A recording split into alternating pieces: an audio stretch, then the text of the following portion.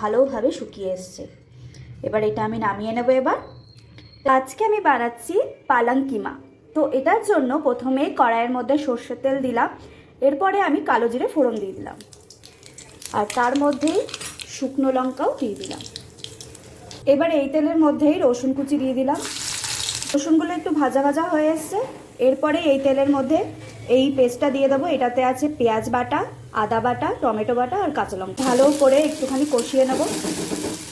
ওই পেঁয়াজ বাটাটার মধ্যেই আমি শুকনো লঙ্কা গুঁড়ো, হলুদ গুঁড়ো, ধনে গুঁড়ো আর জিরে গুঁড়ো দিলাম, আর একটু নুন দিলাম। এবার ভালো করে মিক্স করে নেব।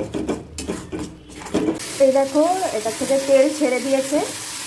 এটার মধ্যে এবার ম্যারিনেট করে রাখা যে চিকেনটা রেখেছি, এবার এই ম্যারিনেট করে রাখা চিকেনটা দেবো। এটাতে শুধু নুন আর হলুদ দিয়েই ম্যারিনেট করে রেখেছিলাম, সেটা দিয়ে দেবো।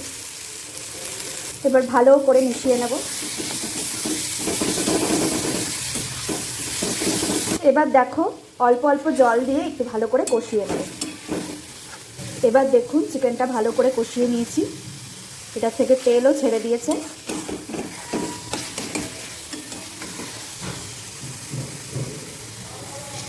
এবার এটার মধ্যে পালংয়ের যে পেস্টটা করে রেখেছিলাম সেটাই দিয়ে দেব।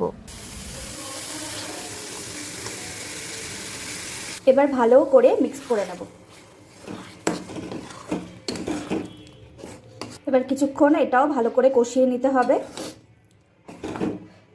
পালং কিমাটা কষাতে কষাতে এরকম হয়েছে। এবার দেখো কি সুন্দর শুকিয়ে এসছে। এবার এটার মধ্যে পরিমাণ মতো চিনি দিয়ে দিলাম। আমরা যেহেতু একটু মিষ্টিটা একটু বেশি খাই, তাই আমরা 2 চামচ মতো চিনি দিয়েছি। ছোটো চামচের 2 চামচ মতো চিনি দিয়েছি।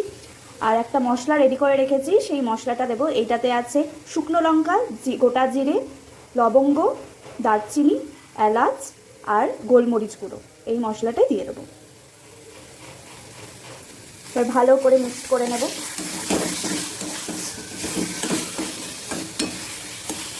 এবার এটার মধ্যে সামান্য একটু ঘি দিয়ে তারপর নামিয়ে নেব। ব্যাস, শুকিয়েই গেছে পুরোটা, বেশ সুন্দর হয়েছে। এই দেখো কতটা ভালোভাবে শুকিয়ে এসছে। এবার এটা আমি নামিয়ে নেব। এবার এটা যে কোনো পরোটা, নান এইসব দিয়ে খুব ভালো লাগবে খেতে।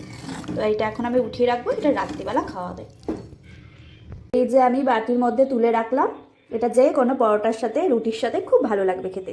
তো আমার এই রান্নার ভিডিওটা যদি আপনাদের ভালো লেগে থাকে, তাহলে আমার চ্যানেলটাকে সাবস্ক্রাইব করে দেবেন, আর নতুন নতুন ভিডিও দেখার জন্য আমার পাশে থাকুন। Thank you. আজকের জন্য আসি, টাটা।